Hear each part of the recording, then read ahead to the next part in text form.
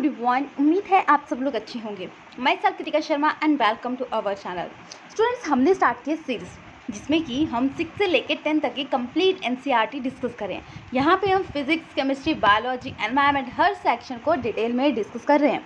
इस सीरीज़ को हमने 2 पार्ट में बांटा गया है। एक पार्ट में हम इसके नोट डिस्कस करें और एक पार्ट में इसकी एमसीक्यू डिस्कस करें। नोट्स में स्टेप बाय स्टेप हम हर चीज़ सीख रहे हैं।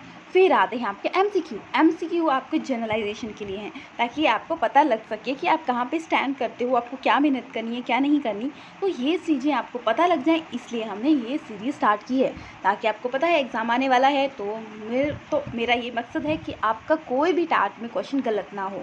तो चलिए देखिए, यहाँ पे मैंने चैप्टर्स भी इंक्लूड किए हैं। चैप्टर्स इसलिए इंक्लूड किए हैं ताकि आपको ये डाउट ना रहे कि हमारा कोई चैप्टर मिस हुआ है या नहीं, क्योंकि जब आपको टाट तैयारी करनी है तो 10th क्लास का तो आपको हर चीज़ टिप्स पे होनी चाहिए।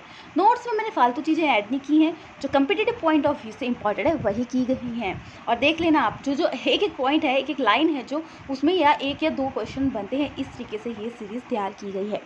9th क्लास तक तो हमने कंप्लीट कर लिया है। 10th के हमने कंप्लीट किया है आपका chemistry, physics and environment section complete कर लिया है।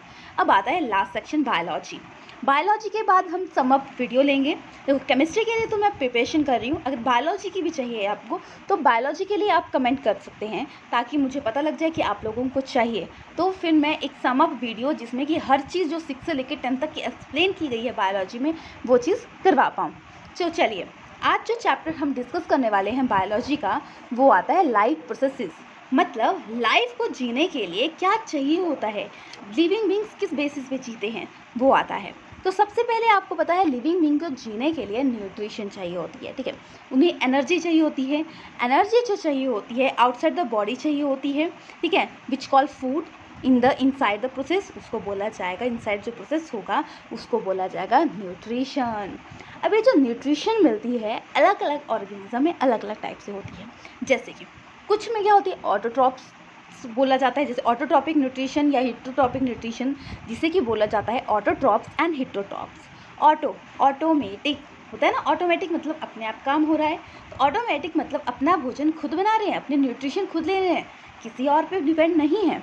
और हिटोट्रॉप्स जो अपने भोजन के लिए किसी और पे डिपेंड रहते हैं। हिट्रो मतलब डिफरेंट। तो 1 बाय 1 हम हर चीज़ डिस्कस करेंगे। देखिए स्टूडेंट, जो लाइफ प्रोसेस वाला चैप्टर है ये बहुत बहुत इंपॉर्टेंट है और बहुत ज़्यादा क्वेश्चन यहाँ से बनते हैं। आप देख लेना, लास्ट ईयर के जितने सालों के क्वेश्चन पेपर हैं उनको आप अच्छे से चेक कर सकते हो कि कितने क्वेश्चन बन रहे हैं। तभी तो मैंने सम अप वीडियो ना, बुक में देखोगे तो बहुत लेंथी है, 20-25 पेजों का है ये चैप्टर, बट अगर आप यहाँ पर देखोगे तो मैंने बहुत कंसाइज करके चीज़ें लिखी हुई है।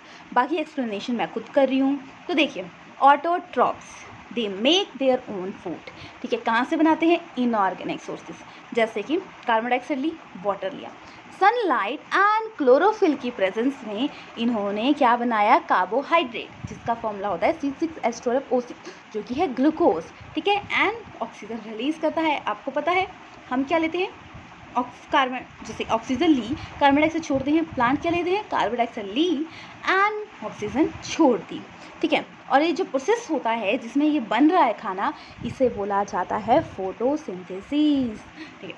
अब देखिए, हम अपनी सांस कहाँ से लेते हैं, नाक से लेते हैं। प्लांट की नाक देखी किसी ने, होती है, पता नहीं, मैंने तो देखी नहीं, बट हाँ, उसकी नाक हमारी तरह नहीं होती, बट उनकी नाक जो बोल सकते हो जिससे वो सांस लेते हैं, वो होते हैं स्टोमेटा। स्टोमेटा की जो ओपनिंग होती है तो वो गैसेस एक्सचेंज हो रही है। देखो, ये आता है आपका स्टोमेटा, ठीक है। तो ये क्या है, ग्वाड सेल हैं, और ये बोला जाता है स्टोमेटा पोर, और इसमें प्रेजेंट होता है क्लोरोप्लास्ट, और जो क्लोरोप्लास्ट है उसमें प्रेजेंट होता है क्लोरोफिल, जो कि बोला जाता है ग्रीन पिगमेंट, ठीक है।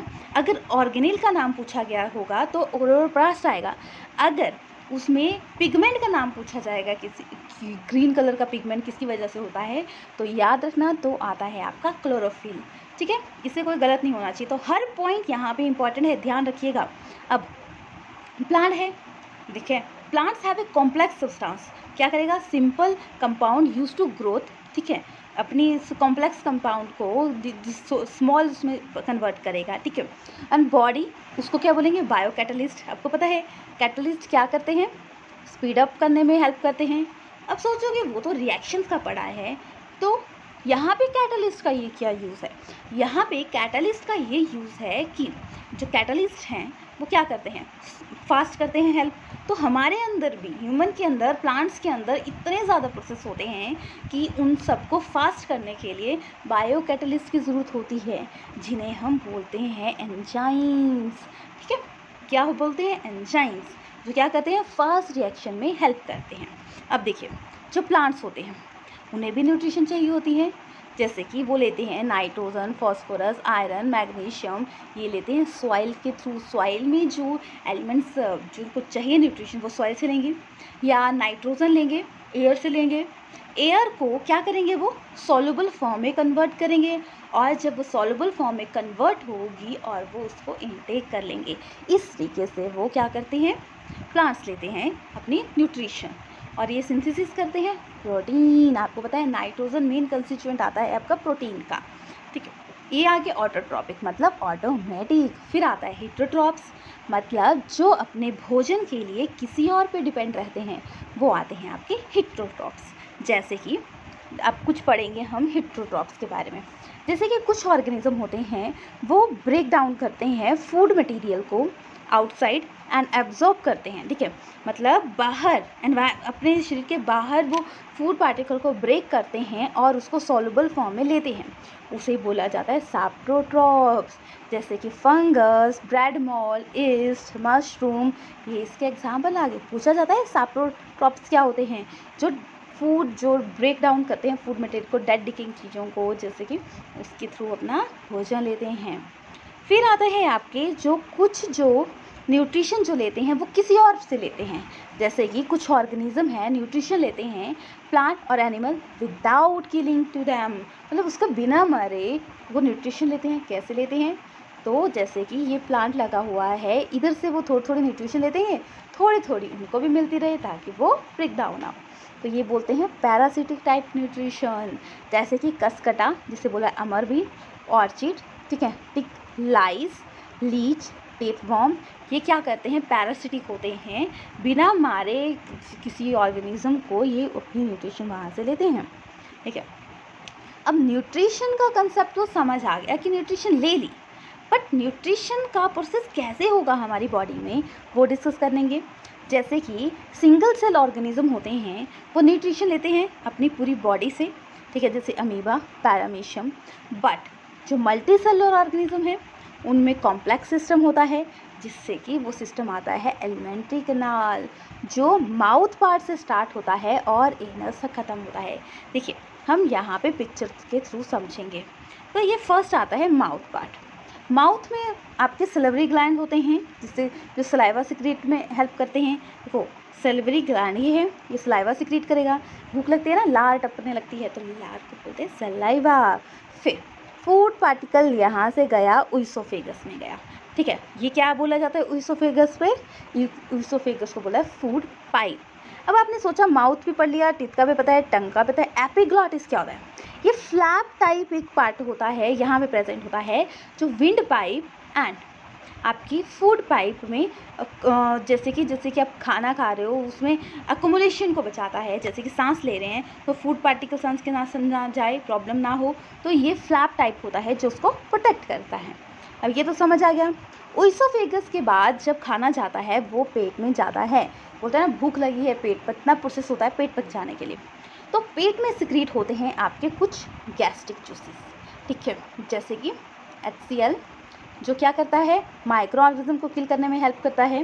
पेप्सी, जो क्या करता है, ब्रेक डाउन करता है प्रोटीन को।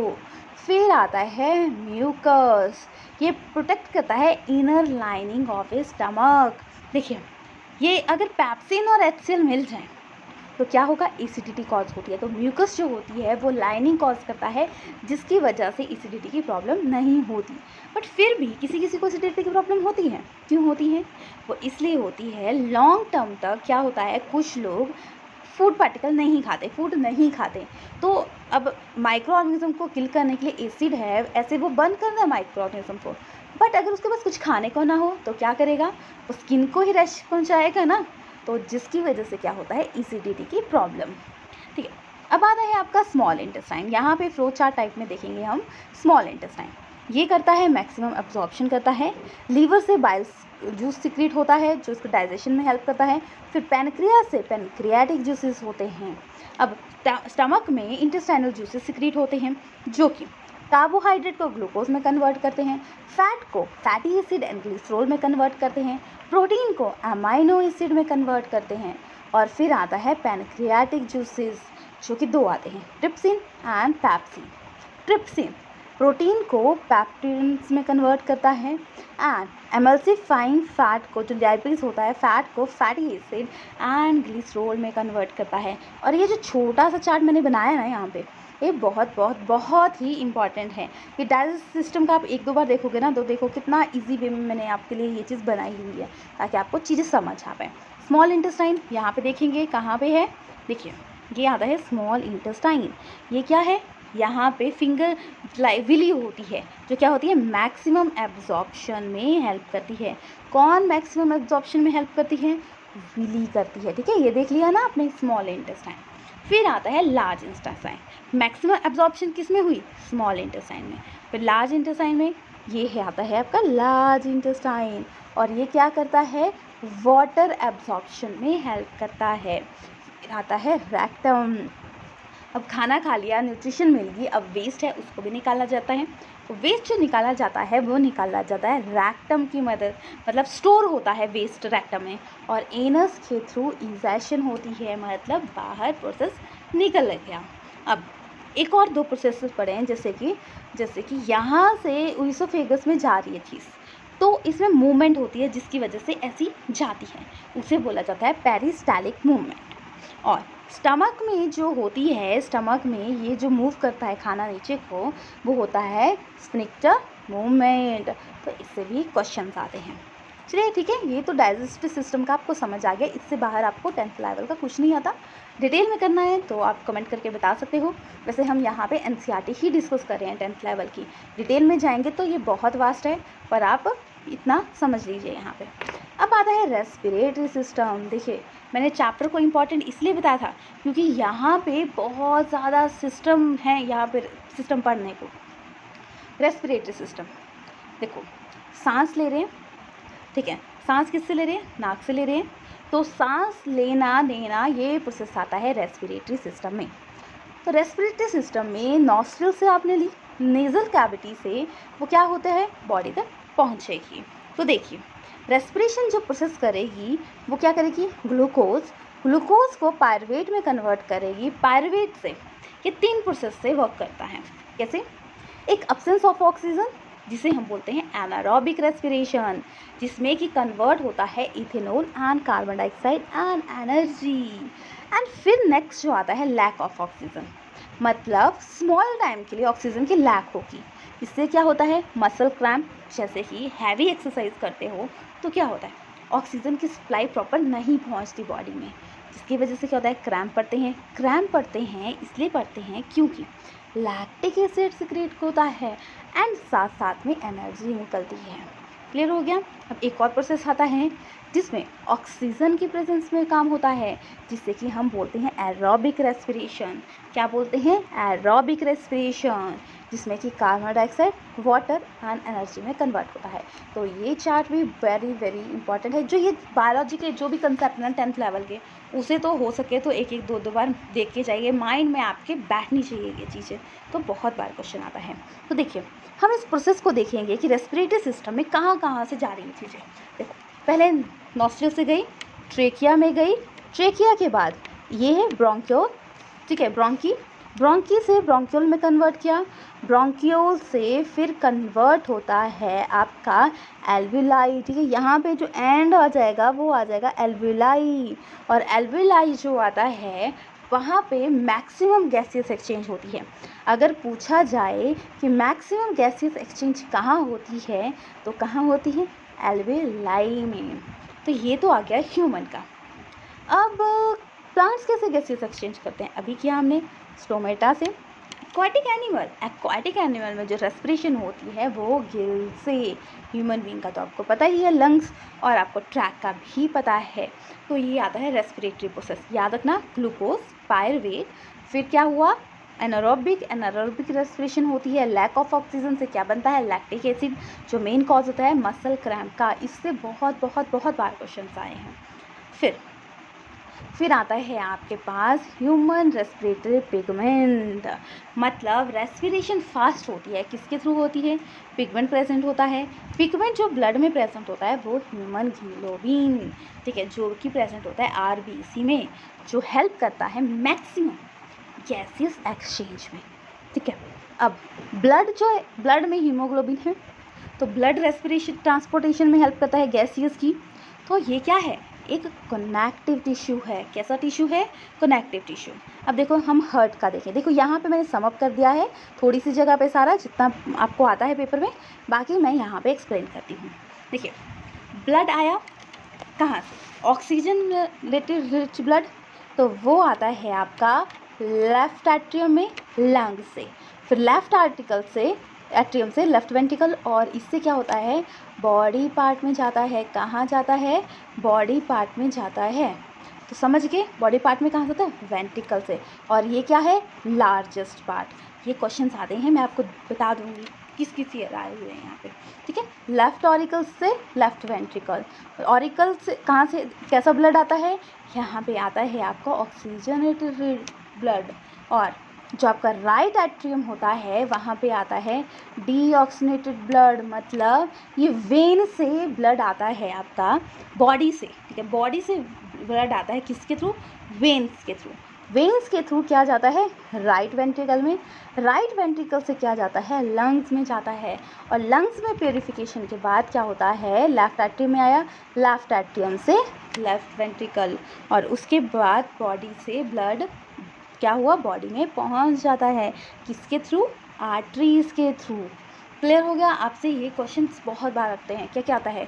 कौन सा बड़ा चैम्बर है, कौन सा छोटा है, सबसे बड़ा कौन सा है, ऑक्सीजनेटेड ब्लड कहाँ आ रहा है, डीऑक्सीजनेटेड ब्लड कहाँ आता है, ठीक है। अब एक और चीज़ बता देती हूँ।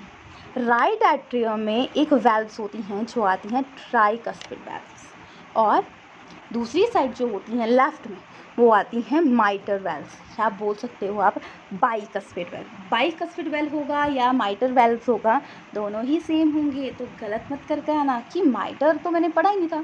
तो याद रखना बाइकस्पिड एंड ट्राइकस्पिड कहाँ होती है?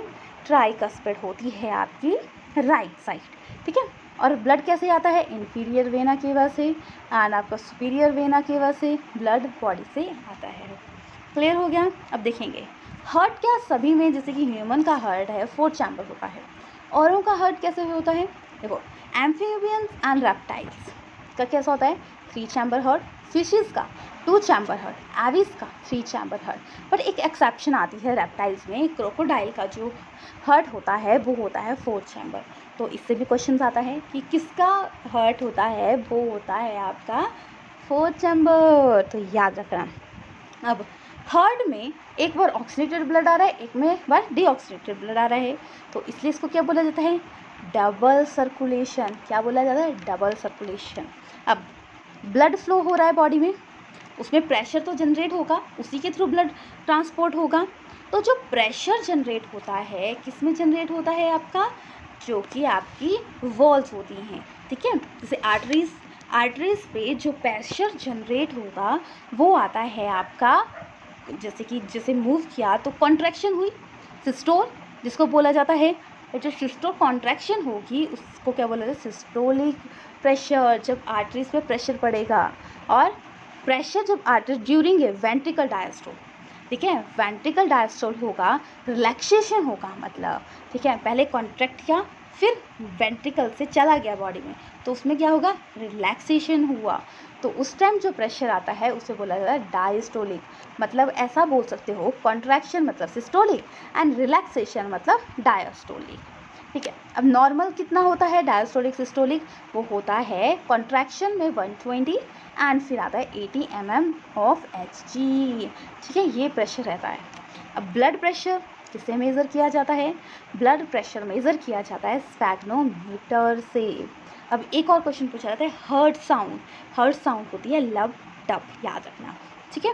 अब ब्लड फ्लो हुआ आर्टरीज से, तो मतलब ब्लड गया वेसल के थ्रू, तो 2 तरह से जाता है आर्टरीज, एक आती है वेसल्स। या आप बोल सकते हो वेन्स। जो आर्टरीज आती हैं वो क्या होती हैं? हायर ब्लड प्रेशर वेसल्स, अब दोनों ही वेसल्स हैं पर ये वेन्स हैं, ठीक है। एक आ गया आर्टरीज, एक आ गया आपका वेन्स। तो जो आर्टरीज आ गई वो कैसी होती हैं? हाई ब्लड प्रेशर होगा और क्या होगी? थिक होगी, इलास्टिक वॉल होगी, हेल्प करेगी बॉडी से, बॉडी से नहीं, हार्ट से ब्लड बॉडी तक पहुंचाने में। और वेन्स वेसल वो क्या हेल्प करेंगी? वो हेल्प करेंगी, थिन इलास्टिक वॉल होगी, कलेक्ट करेगी बॉडी से डीऑक्सीनेटेड ब्लड और कहाँ जाएगा? राइट एट्रियम में, ठीक है। और यहाँ से कहाँ जाता है? और जो आर्टरीज आती हैं यहाँ से कहाँ जाता है ब्लड? यहाँ से बॉडी में जाता है। किस में थ्रू होता है? वेंट्रिकल से जो ब्लड आता है वो जाता है आर्टरीज में, और यहाँ पे कलेक्ट करके जो ब्लड आता है वो फिर आपकी बॉडी, आपके हार्ट में जाता है, ताकि फिर से प्योरीफिकेशन हो सके। और ये फाइनली डिवाइड होती हैं कैपिलरीज में, जो कि गैसियस एक्सचेंज में हेल्प करती हैं। किस में हेल्प करती हैं? गैसियस एक्सचेंज में। अब ह्यूमन जो ब्लड होता है उसमें कंटेन करते हैं, क्या क्या कंटेन करते हैं? उसमें कंटेन होता है आरबीसी, डब्ल्यूबीसी, प्लाज्मा, प्लेटलेट्स, और इनका अपना अपना रोल है। यहाँ पे आपको इस बुक में इतना ही है। बाकी जब आप नेक्स्ट जो हम मतलब हायर +1 +2 में पढ़ोगे तो यहाँ पे बहुत डिटेल में है। और प्लेटलेट्स होती हैं ब्लड क्लॉटिंग में हेल्प करती हैं। जैसे कि कट लग गया तो क्या होता है? आप कट लग भी जाए तो क्या होता है, कुछ टाइम बाद ब्लड कम बंद हो जाता है, और मतलब उसमें देखोगे आप कुछ अजीब सा थक्का सा बन जाता है। किसकी वजह से बनता है? और ब्लड वो रेशे टाइप बनता है, जिससे क्या होता है वो प्रोटेक्ट कर लेता है जब जख्म हुआ होता है, और जिसे बोला जाता है ब्लड क्लॉटिंग, जो हेल्प करता है प्लेटलेट्स। और विटामिन के इसमें हेल्प करता है इस प्रोसेस को। एक सिस्टम ट्रांसपोर्टेशन का पढ़ लिया आपने, ब्लड, जिससे कि गैसेस एक्सचेंज हो रही है, फूड ट्रांसफ़र हो रहा है, न्यूट्रिशन हो रही है, ये सब हो रही है। तो एक और सिस्टम आता है आपका लिम्फ, ठीक है। इसमें क्या होता है? ये भी ट्रांसपोर्टेशन होती है, बट इसमें क्या होता है? कंटेन होता है प्लाज्मा एंड प्रोटीन, कलरलेस होता है, लेस प्रोटीन होती है कंपेयर टू ब्लड, एंड ये लिम्फेटिक कैपिलरीज होती हैं इसके फ्लो के लिए। लिम्फ कैरी, इसमें क्या होता है? Digestive absorbed fat of the intestine. तो ये भी एक तरफ से आप बोल सकते हो हेल्प करता है पूरा प्रोसेसिंग में। ये तो आ गया आपका, क्या पढ़ा हमने? Transportation system. ट्रांसपोर्ट अब प्लांट में कैसा होता है? 2 टाइप से होता है, एक होता है जाइलम, एक होता है फ्लोएम। जाइलम में वाटर एंड मिनरल्स होते हैं, एंड फ्लोएम में फूड ट्रांसफ़र होता है। और जो फूड ट्रांसफ़र होता है प्लांट में वो कैसा होता है? सुक्रोज। और इसमें क्या होती है? एटीपी एनर्जी यूज़ होती है, ठीक है, पूरे प्रोसेस को। एंड प्लांट से वाटर लॉस हो रहा है, तो किस मेथड से हो रहा है? ट्रांसपीरेशन। किस मेथड से हो रहा है? ट्रांसपीरेशन। एंड ट्रांसपोर्ट हो रहा है सॉल्युबल प्रोडक्ट, किसमें? आपके फोटोसिंथेसिस प्रोसेस में। उसे बोला जाता है ट्रांसलोकेशन। क्या बोला जाता है? ट्रांसलोकेशन। पूरा सॉल्युबल प्रोडक्ट फोटोसिंथेसिस हो रहा है, वो आता है आपका ट्रांसलोकेशन। फिर आता है, अब देखो, रेस्पिरेशन हो गया आपका, ट्रांसपोर्टेशन हो गया आपका। हमने सबसे पहले क्या किया था? हमने डाइजेस्टिव सिस्टम पढ़ लिया। उसके बाद आती है आपका एक्सक्रीशन।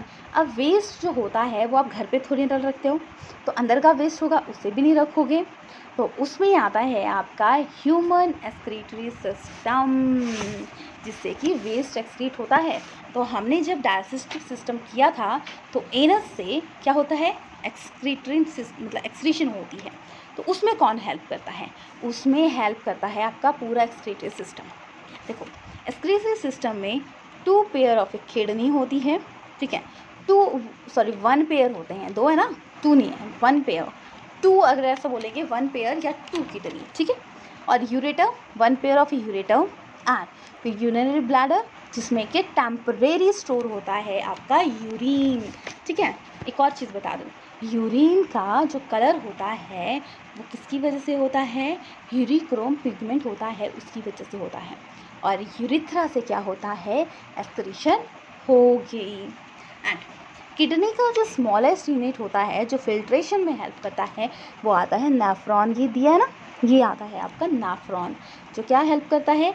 एक्सक्रीशन में हेल्प करता है। अगर मानो कि अगर ये सिस्टम वर्क ना करे तो क्या होगा?